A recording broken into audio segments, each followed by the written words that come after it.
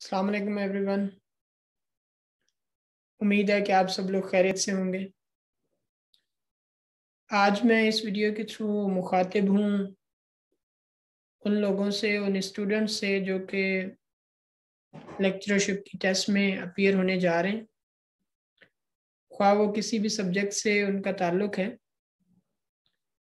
तो सबसे पहले तो मेरी उनके लिए नेक ख्वाहिशात हैं कि वो अपनी टेस्ट में अच्छे नंबर्स ले सकें और अपने करियर को अच्छे नमूने से आगे बढ़ा सकें।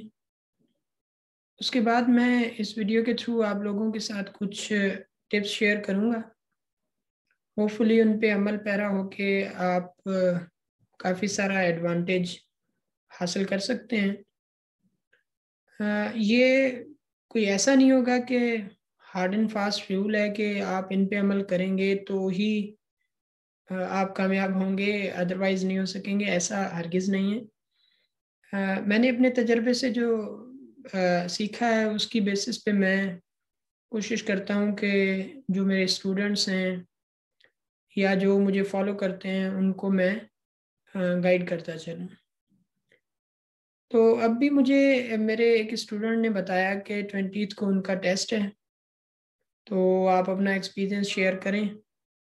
मैंने उनसे यही कहा कि मैं कोशिश करूँगा कि एक कोई वीडियो के थ्रू आप लोगों तक कोई जो है ना रिस्पॉन्स पहुँचा सकूँ। होपफुली आप सब लोगों ने बहुत अच्छी तैयारी की होगी टेस्ट के लिए। अपने सब्जेक्ट में आप अच्छा काम कर रहे होंगे। तो इस वक्त मेरे ख्याल से टेस्ट में जो एमसीक्यूज़ का रेशो है या परसेंटेज है, वो भी आपको पता है कि सब्जेक्ट जो है ना काफ़ी ज़्यादा है। तो ये एक आपको एडवांटेज है। आप अपने सब्जेक्ट पे ही अच्छी तरह से गिरफ्त हासिल कर लेंगे तो होपफुली जो है ना आप टेस्ट में अच्छा परफॉर्म कर सकते हैं। मेरे स्टूडेंट्स मुझसे पूछते हैं कि पासिंग जो मार्क्स होती हैं वो क्या होती हैं, जो भी पब्लिक सर्विस कमीशन का एग्ज़ाम होता है। एक्चुअली ये चीज़ मेंशन नहीं होती, लेकिन पहले एक क्राइटेरिया होता था कि 33% से अबव जो है ना वो पास कंसिडर किए जाते थे। लेकिन आजकल वो जो रेशो है वो बढ़ा दिया गया है, वो परसेंटेज बढ़ा दी गई है, वो 40% तक चला गया है। लेकिन इसका मकसद ये नहीं है कि आपने 40% या उससे अबव मार्क्स हासिल की तो ऐसा समझें कि आपको इंटरव्यू कॉल आएगा। ये ज़रूरी नहीं है, क्योंकि जो भी पब्लिक सर्विस कमीशन या इस तरह के कॉम्पिटिटिव एग्जामिनेशंस होते हैं उनका तरीक़ेकार ये होता है कि ऐसा समझ लें कि अगर 10 सीटें हैं, जितने भी बंदों ने अप्लाई किया हुआ है, तो चाहे आपने 80 स्कोर भी किया है, हो सकता है आपको इंटरव्यू कॉल ना आए, क्योंकि हर सीट के लिए एक स्पेसिफाइड नंबर ऑफ कैंडिडेट्स को उन्होंने बुलाना होता है इंटरव्यू के लिए। उसके बाद ये चीज़ आ जाती है कि अब वो कमीशन पे डिपेंड करता है, उनको एक गाइडलाइंस होती हैं। जैसे कि मैंने कहा कि 3 या 4 लोगों को मोस्टली बुलाते हैं एक सीट के हिसाब से, तो उसके हिसाब से कॉल करते हैं। फिर आपकी मार्क्स कितनी भी हैं वो ऊपर से नीचे आएंगे, टॉप टू बॉटम एक ऑर्डर होता है, उसके थ्रू आएंगे। अगर जितने बंदे उन्होंने बुलाने हैं उतने में आप आ रहे हैं तो आपको इंटरव्यू कॉल आएगा, अदरवाइज नहीं। तो चलते हैं टिप्स पे कि मैं आपको क्या टिप्स जो है ना देना चाह रहा हूँ, मैं आपके साथ क्या शेयर करना चाह रहा हूँ। तो सबसे पहले मैं आपको बताता चलूँ कि टेस्ट को आप जब सॉल्व करते हैं तो मेरे ख्याल से 2 तरह की जो है ना स्ट्रेटजीज आपके पास होती हैं। आप उनमें से जो भी चूज करना चाहें, 2 स्ट्रेटजीज आप कोई और भी बना सकते हैं, लेकिन मेरे हिसाब से 2 किस्म की स्ट्रेटजीज होती हैं कि आप तेज तेज सॉल्व करें और टेस्ट में से कुछ टाइम बचाएं सबको रीचेक करने के लिए। ठीक है, go fast and save time for double check. ठीक है, एक ये स्ट्रेटजी है कि आप जल्दी जल्दी से प्रॉब्लम्स को सॉल्व करते जाएं और आप इतना टाइम बचा लें कि आप जो है ना डबल चेक कर सकें कि आपने जो है ना जो सवालात किए हैं वो सही हैं या नहीं। और दूसरा तरीक़ेकार होता है कि आप मोहतात रह के प्रॉपर टाइम देते हुए क्वेश्चन को उसको सॉल्व करते जाएं। ऐसे सॉल्व करें कि विद इन दी टाइम आपका टेस्ट जो है ना अच्छे तरह से सॉल्व हो जाए, कोई क्वेश्चन रह ना जाए। मतलब कुछ लोग ऐसे करते हैं कि क्वेश्चंस जो है ना कुछ छोड़ देते हैं, आपने इतना टाइम लगा दिया और जो है ना बाद में क्वेश्चन बच रहे थे तो अब आपने तुक्के लगाना शुरू कर दिए। ऐसा बिल्कुल भी नहीं करना। तो इसे कहते हैं प्ले सेफ। आप सेफ रह के खेलें, लेकिन ये भी देखना है कि आपको जो है ना पूरे की पूरी टेस्ट सॉल्व करनी है। तो आप जिसमें ज़्यादा अपने आप को मुतमईन समझें, आप वो वाला चूज करें। कि आप कह रहे हैं कि मैं जल्दी जल्दी से पहले सॉल्व कर लूँ, बाद में रीचेक कर लूँगा, तो ये कर लें, ये भी ठीक है। अगर आप समझते हैं नहीं जल्दबाजी में मुझसे गलतियां होती हैं, तो आपने प्ले सेफ वाला ऑप्शन चूज करना है। आपने मोहतात रह के हर क्वेश्चन को प्रॉपर टाइम देते हुए उसको सॉल्व करना है।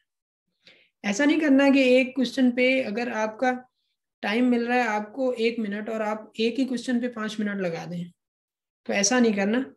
ये चीज़ आपने ज़रूर जहन में रखनी है। तो ये होगी टेस्ट को सॉल्व करने की स्ट्रेटजी। लेकिन टेस्ट सॉल्व तो आप तब करते हैं जब आप सेंटर पे मौजूद होंगे, उससे पहले भी कुछ चीज़ों का आपको ख्याल रखना है। बाज़ औक़ात हम लापरवाही में क्या करते हैं कि लापरवाही में कुछ चीज़ें भूल जाते हैं। तो सबसे पहले आपने अपने आप को before the test day prepare करना है कि मुझे कौन सी चीज़ें वहाँ पे चाहिए होंगी, मैं वो चीज़ें अपने लिए बना के रख लूँ। उसमें क्या आ जाता है, आपकी जो स्लिप है वो इंतहाई ज़रूरी है। आपका CNIC कार्ड है वो जो है ना क्रिटिकली इम्पोर्टेंट है। वो नहीं, इन दोनों चीज़ों में से कोई भी नहीं होगी तो आपका टेस्ट के हॉल में जाना ही जो है ना पहले तो ऐसे समझ लें कि फिजिबल नहीं होगा। फिर आप उनके साथ बहस मुबाहिसा या कोई दूसरी सूरत निकाल लें, लेकिन टाइम वेस्ट हो जाएगा। ये यूनिवर्सिटी का एग्ज़ाम नहीं है कि जिसमें टीचर को रिक्वेस्ट किया कि मैं थोड़ा लेट पहुंचा तो मुझे 10 मिनट दे दें। ये हरगिज़ नहीं होगा। और उसके साथ आपने पेन पेंसिल ये चीज़ें अपनी पहले से तैयार रख लेनी है। ये सारी चीज़ें जो कि आप समझते हैं कि टेस्ट में मुझे रिक्वायर्ड हैं, इनके सिवा मेरा टेस्ट नहीं हो सकता, आपने वो पहले ही प्रिपेयर कर लेनी है।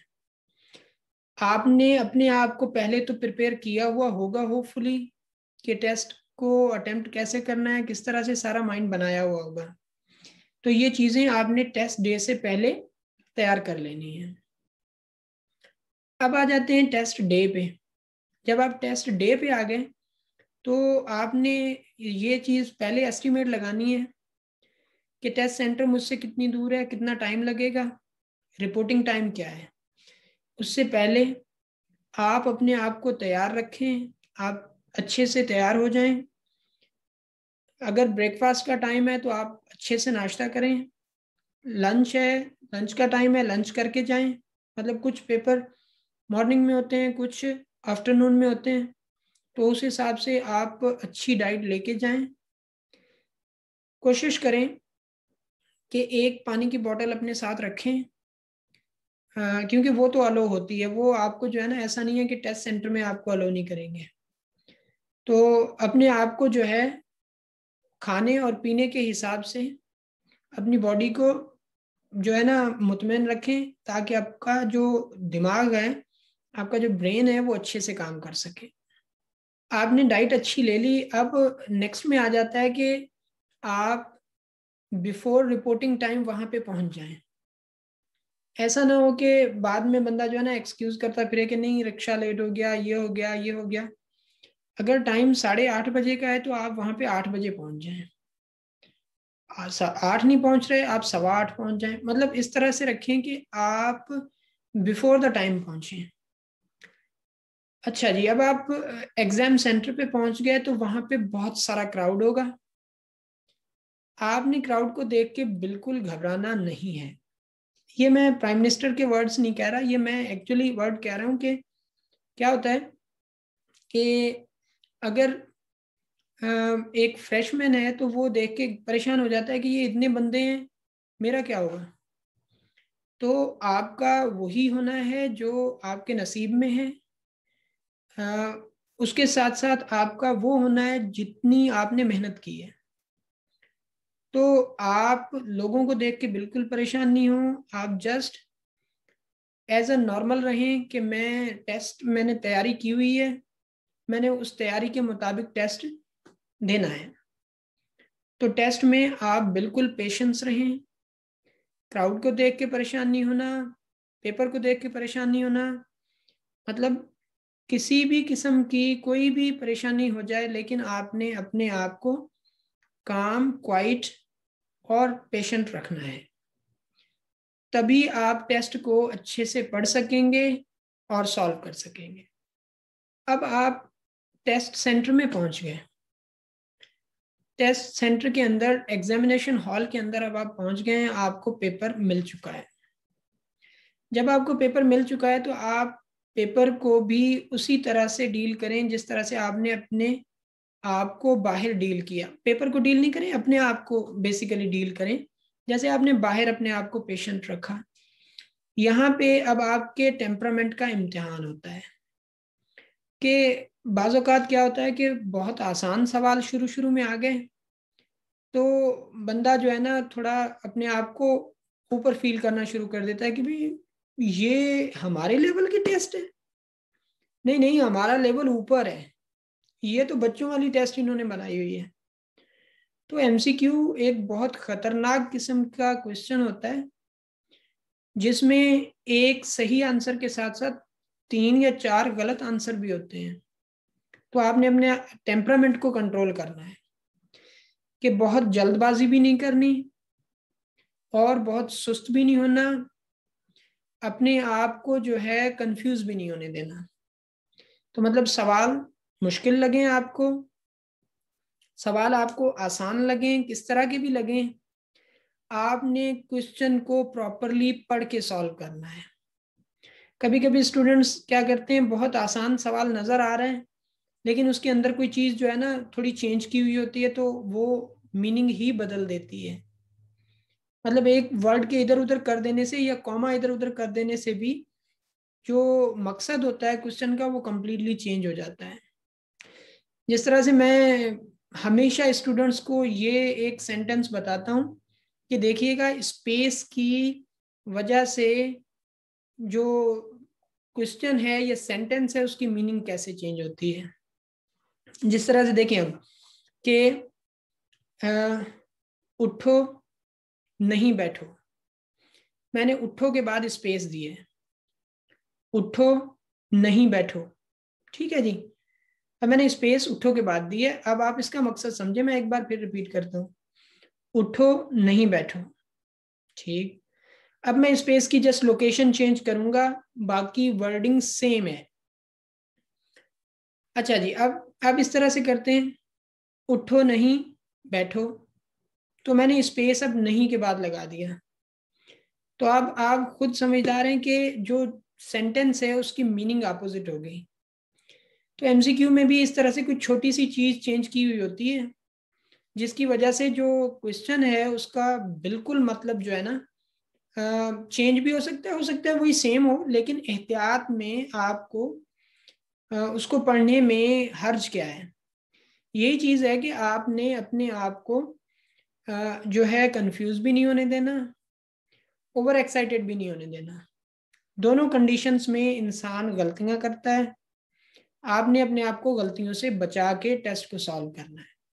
अब आप टेस्ट सॉल्व कर रहे हैं तो मैं आपको यहाँ पे ये रेकमेंड करूंगा कि वहाँ पे जो OMR शीट होती है उस पर आप सर्किल करते हैं तो पहले आप क्या करें कि आप उस पर पेंसिल आप अपने साथ चाहे ले जाएं, उससे उस पर थोड़े थोड़े जो है ना डॉट लगा दें ताकि इन केस जब जब आप डबल चेक करने बैठो तो वो अगर गलत आंसर है तो आप उसको चेंज कर सको। पेंसिल अपने साथ ज़रूर रखिएगा, पहले उसको थोड़ा लाइटली जो है ना आप मार्क कर दें या किसी तरह से आप निशान कर दें ताकि आपको वो मिटाने में भी आसानी हो और उसके साथ साथ आपको याद भी रहे कि ये मैंने आंसर टिक किया हुआ है।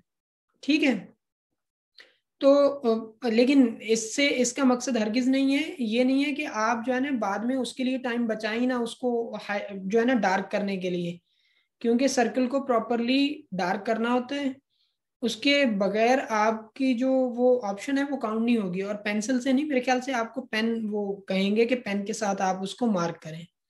तो ऐसा नहीं कि मेरे कहने के मुताबिक आप उसको जस्ट निशान करते जाएं और एंड पे आपका टाइम ही ना बचे, आपका एक भी क्वेश्चन काउंट ना हो कि आपने एक का भी आंसर दिया है।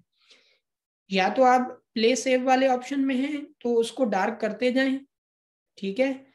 अगर आप डबल चेक वाले ऑप्शन पे हैं तो चाहे उसको लाइटली करते जाएं, लेकिन बाद में आप इतना टाइम जरूर बचाएं। अदरवाइज जो है ना, ये आप मेरी इस सजेशन को बिल्कुल भी इस पे अमल ना कीजिएगा। अगर आप समझते हैं कि मैं भूल जाऊंगा और मेरे पास टाइम नहीं बचेगा। अगर टाइम डिस्ट्रीब्यूशन हम करें तो तकरीबन आपको 90 मिनट्स या 120 मिनट्स। अब मुझे एग्जैक्टली ये चीज़ इल्म में नहीं है कि इस वक्त उनके टाइम क्या है, और इस अरसे के अंदर आपको 100 MCQ सॉल्व करने हैं। अगर 100 MCQs मतलब नियर अबाउट 1 मिनट है, आपने पहले से टाइम डिस्ट्रीब्यूशन कर लेनी है, उसके मुताबिक आपने सवालात को हल करते हुए जाना है। और पहले सबसे ज़्यादा कोशिश ये करें कि आप क्वेश्चंस वो सॉल्व करते जाएं जो आपको आ रहे हैं, पहले वो सारे कर लें। जो नहीं आ रहे या जो टाइम कंज्यूमिंग है उनको बाद के लिए छोड़ दें, उनको आप दूसरे फेज में जो है ना सॉल्व कीजिएगा। इस तरह से क्या होता है कि अगर आप समझते हैं कि वो सवाल जो आपको आ रहे हैं वो आपने आधे घंटे के अंदर 40 या 50 कर लिए, तो अब आप थोड़ा कॉन्फिडेंट हो जाते हो, ज़्यादा कॉन्फिडेंट हो जाते हो कि अब मैंने आधे घंटे के अंदर मैंने 50 सवाल कर लिए हैं, बाकी 50 के लिए मेरे पास टाइम जो है वो 1 घंटा या 1 घंटा 30 मिनट बच रहे हैं। तो फिर आप उन पर प्रॉपरली कंसंट्रेट कर सकते हो। तो ये स्ट्रेटेजी बहुत ज़रूरी है इस तरह से बनाना कि आप पहले इजी क्वेश्चंस को सॉल्व कर लें, उसके बाद जो है ना जितना डिफिकल्टी लेवल क्वेश्चन का बढ़ता जाए उस पर आप उतनी लेट से आते रहें। लेकिन ऐसे भी नहीं कि टाइम आप जो है ना पेजेस को इधर उधर करने में ही टाइम वेस्ट करते रहें, इसका भी ज़रूर ख्याल रखना है। आपने अनफेयर मीन्स पे बिल्कुल भी ध्यान नहीं देना। आपने ये सोचना भी नहीं है कि कोई यहाँ पे चीटिंग का कुछ हो सकता है या कोई तरीकेकार चलता होगा, क्या होना है, किस तरह से हो सकता है, या ये लोग कर रहे हैं मैं भी ऐसे करूं। होपफुली ऐसी कोई चीज होती नहीं है, लेकिन अगर कुछ ऐसा है भी तो आपने उन पे ध्यान ही नहीं देना, आपने अपने काम पे कंसंट्रेट करना है। क्योंकि लेट से आपके बराबर वाले ने किसी और के साथ बात की, आपने उस तरफ देखा भी इस तरह से मुड़ के, तो इसका मकसद है आपने अपना टाइम जाया किया, ये आप अपना टाइम जाया कर रहे हैं। तो आपने टाइम अपना बिल्कुल भी जाया नहीं करना, सारे की सारी अपनी एनर्जीज को, सारे के सारे अपने टाइम को टेस्ट को सॉल्व करने में यूटिलाइज करना है। और आपने, जैसा कि मैंने पहले भी थोड़ा सा आपके साथ डिस्कस किया था, कि आपने क्वेश्चन सारे सॉल्व करने की कोशिश करनी है, आपने छोड़ने नहीं है, लेकिन तुक्कों से नहीं, आपने उनको प्रॉपरली सॉल्व करना है। तो आप टाइम मैनेजमेंट पे ध्यान रखना है, टाइम को वेस्ट नहीं होने देना, और कोई भी सवाल आपने छोड़ के नहीं आना। जो फिलिंग का तरीकेकार बताया उसको भी आपने मद्देनजर रखना है, पार्शली फिल्ड आपका काउंट नहीं होगा, उसका भी आपने ध्यान रखना है कि कोई भी पार्शली फिल्ड ना हो, कंप्लीटली अच्छी तरह से फिल्ड हो। पैनिक बिल्कुल भी नहीं होना, अपने आप को परेशान बिल्कुल भी नहीं करना, आपने जस्ट रिलैक्स रह के एक टेस्ट देना है। आप ऐसा समझ लें कि ऐसे समझे, अपने आप को ऐसे फील कराइएगा कि ये ऐसा टेस्ट है कि जिस तरह से आप मिड टर्म देते थे। लेकिन मैं आपको ये इसलिए कह रहा हूँ कि आप अपने आप को थोड़ा कूल रखें। इसका मकसद ये नहीं कि मिड टर्म देते थे आखिरी रात पे थोड़ा सा पढ़ लिया और जितना हुआ करके आ गए, नहीं, कोशिश आपने आप फुल करनी है। उस तरह से नहीं कि चलो फाइनल में जो है ना कर लेंगे, ये एक ही पेपर है ना, वहाँ पे फाइनल भी होता था, असाइनमेंट और उसके साथ साथ अटेंडेंस, ये सारी चीज़ें होती थी। लेकिन यहाँ पे कुछ भी नहीं है, वही टेस्ट है जो आपका फर्स्ट इंप्रेशन है, जो आपको नेक्स्ट फेज तक लेके जाएगा। तो कोशिश करके आपने इस पे अपनी पूरे की पूरी एनर्जीज को यूटिलाइज करना है, लेकिन दिमाग को आपने रिलैक्स रखना है। सबसे पहले तो आप अपने आप को यकीन दिलाएं ना कि मैं ये टेस्ट कर लूंगा, तो होपफुली आप कर लेंगे। क्योंकि अपने आप को यकीन आप तभी दिला सकेंगे जब आप फुली इक्विप्ड होंगे, आपके पास नॉलेज जो है ना होगी, आपने उस पे जो टेस्ट को सॉल्व करने पे प्रैक्टिस है वो बहुत सारी की होगी, तभी आप ये कर सकते हैं। तो होपफुली आप ये सारी चीज़ें जो है ना समझ रहे होंगे और इन पे अमल करेंगे। होपफुली आपको बहुत ज़्यादा फायदा होगा। आप बिलीव कीजिए कि जब आप टेस्ट देंगे इन चीज़ों पे अमल करते हुए, तो आप फिर उसके बाद ये समझेंगे कि हाँ भाई इन चीज़ों का जो है ना मुझे कितना ज़्यादा फायदा हुआ है। अब मैं स्पेसिफिकली आ जाता हूँ फिजिक्स वालों पे, कि जो फिजिक्स वाले जो है ना टेस्ट देने जा रहे हैं। तो फिजिक्स वाले भाइयों जो फ्रेशमैन हैं, जिन्होंने मुझे ये याद दिलाया कि मैंने आप लोगों के साथ जो है ना थोड़ा डिस्कस करना है, तो आप लोग फ्रेशमैन हैं या जो भी वंस आप टेस्ट में अपीयर हो चुके हैं, ट्वाइस अपीयर हो चुके हैं, कुछ भी है, तो आपने क्या करना है कि ज्यादा जो जो मेरा तजर्बा रहा है, मैंने पिछले 10 सालों में जो है ना, हालांकि मैं लेक्चरर कहीं पे हो भी गया था, मेरी आदत सी है एक कि मैं टेस्ट जो है ना कहीं अप्लाई कर देता था, देता ही रहता था। तो जो मुख्तलिफ टेस्ट मैं देता आया हूँ, मुख्तलिफ टेस्ट में जो है ना मैंने एक्सपीरियंस गेन किया, वो ये है कि electricity and magnetism, modern physics, और ये चीज़ें जो है ना ज़्यादा, इनकी जो है ना ज़्यादा तादाद क्वेश्चंस की होती है। वैसे तो एक एग्रीगेट या एक परसेंटेज बना के जो है ना आपको फॉर्मेट दिया हुआ होगा कि इसमें से इतने परसेंट आएंगे, इसमें से इतने परसेंट, लेकिन फिर भी जो है ना 19-20 हो जाता है, थोड़े बहुत कम ज़्यादा हो जाता है। तो मैकेनिक्स तो वैसे भी हम जो है ना ऐसा समझ लें 6-7 से साइंस में पढ़ते आ रहे हैं, तो उस पर बंदा ज़्यादा जो है ना थोड़ा कॉन्फिडेंट रहता है। लेकिन आपके लिए मुश्किल वही चीज़ें होती हैं जो आप कम पढ़ते हैं ना। आपने इंटरमीडिएट से मॉडर्न और इलेक्ट्रोमैग्नेटिज्म स्टार्ट किया, यूनिवर्सिटी में आते हैं तो जो एक बड़ी सॉलिड सी इलेक्ट्रोमैग्नेटिज्म और मॉडर्न फिजिक्स है, वो तो आपको मिलती 3rd ईयर के बाद है। तो आपने उनको भी रिवाइज करना है, और मुख्तलिफ टेस्ट जो है ना वो आप फिजिक्स के देख लें। मेरे पास भी टेस्ट पड़े हुए हैं। अगर आप मुझसे ईमेल के थ्रू रब्ता करेंगे तो मैं आपको कोशिश करूंगा कि वो टेस्ट जो है ना मुख्तलिफ, लेकिन वो इंटरमीडिएट लेवल के हैं, लेकिन है फिजिक्स, बेसिक कॉन्सेप्ट्स आपके अच्छे उससे बिल्टअप हो सकते हैं। ये हो सकता है कि मैं आपके साथ कुछ बुक्स या कुछ एमसीक्यूज का जो है ना कोई ट्रेजर आपके साथ शेयर कर लूँ, जिससे आपको कुछ हेल्प मिल सके। प्रैक्टिस अब ज़्यादा दिन नहीं है, लेकिन फिर भी 72 आवर्स कम नहीं होते, 96 आवर्स कम नहीं होते, बहुत ज़्यादा टाइम होता है अगर आप काम करना चाहते हैं तो आपने ये 2 फील्ड्स को ज़्यादा फोकस करना है। स्टूडेंट्स ये पूछते हैं कि इंटरमीडिएट से ज़्यादा आता है या जो है ना यूनिवर्सिटी से, यूनिवर्सिटी लेवल के जो कोर्सेज हैं उनमें से। तो भाई फिजिक्स है, फिजिक्स आपको अगर कोई क्वेश्चन आ रहा है तो आप उसको डिस्टिंग्विश नहीं कर सकते कि ये इंटरमीडिएट से है या ये बीएस से है। क्यों?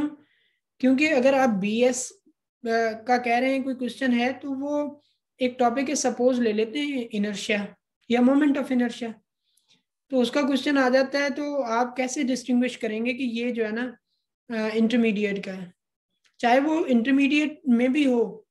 तो भाई बेसिक कॉन्सेप्ट सेम है ऊपर जाके भी। तो आपने जो यूनिवर्सिटी में कोर्सेज पढ़े हैं, आप उन सबको अच्छी तरह से उनका रिवीजन निकाल लें। सारे कोर्सेज नहीं हो सकते, लेकिन अब थोड़े से टाइम में क्या हो सकता है, वो ये हो सकता है कि आप माफ कीजिएगा मुख्तलिफ टेस्ट सॉल्व करें।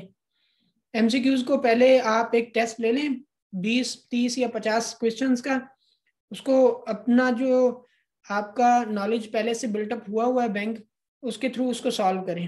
फिर उसको चेक करें कि मैंने क्या क्या गलती की है। फिर उसको जो है ना आप फिर से सॉल्व करें, फिर देखें अब क्या गलती हुई है। मतलब रट्टा मारने वाली नहीं कि ये क्वेश्चन इसका आंसर ये है, इसके क्वेश्चन का आंसर ये नहीं। सॉल्व करेंगे, आपकी जो लर्निंग एबिलिटी है वो बढ़ेगी, आपकी प्रॉब्लम सॉल्व करने की जो एबिलिटी है वो बढ़ेगी।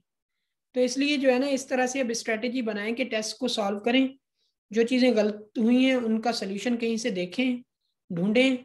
अगर मेरे लिए कोई आपकी हेल्प हो कि कुछ क्वेश्चंस हों कि भाई ये नहीं हो रहे, तो मैं कोशिश करूंगा टाइम निकालने की। बट मेरे पास भी यहाँ पे जो है ना टाइम बहुत ही एक डिफिकल्ट चल रहा है कि टाइम के हिसाब से असाइनमेंट्स और दूसरी चीज़ें। तो इसलिए जो है मेरी आपके लिए दुआएं हैं, नेक ख्वाहिशात हैं कि आप टेस्ट में अच्छा परफॉर्म करें और आपने जो करियर के लिए अपने लिए सोचा है आप उसमें सक्सेसफुल हों। तो इसी के साथ मैं आप लोगों से इजाज़त चाहता हूँ। तो होपफुली आप अच्छा परफॉर्म करेंगे और मुझे फीडबैक जो है ना ज़रूर देंगे। Thank you.